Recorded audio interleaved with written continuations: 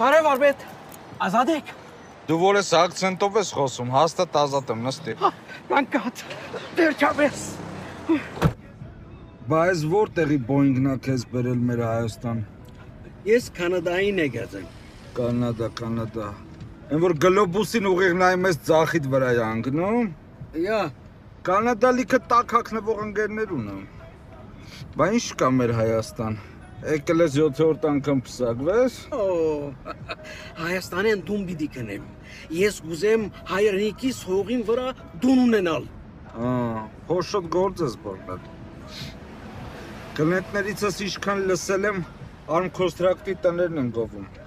Ասում են նոր թխած պուրի պես ծախվում է, պետք է հասցնես առնես։ Քանի պիտի վճարեմ։